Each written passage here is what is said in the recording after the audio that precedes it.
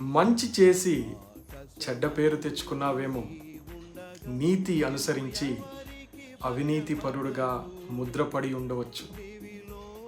దోషము లేకుండానే దోషిగా ఎంచబడుచున్నావేమో. ప్రియ సహోదరుడా, సహోదరి, ఇలాంటి పరిస్థితుల్లో మనకు ఏకైక నమ్మదగిన దేవుడు ప్రభువైన యేసు క్రీస్తు వారు. ఆయన మధ్యాహ్నము వలె నీ నీతిని, నీ మంచితనాన్ని, నీ నిర్దోషత్వమును వెల్లడిపరచును.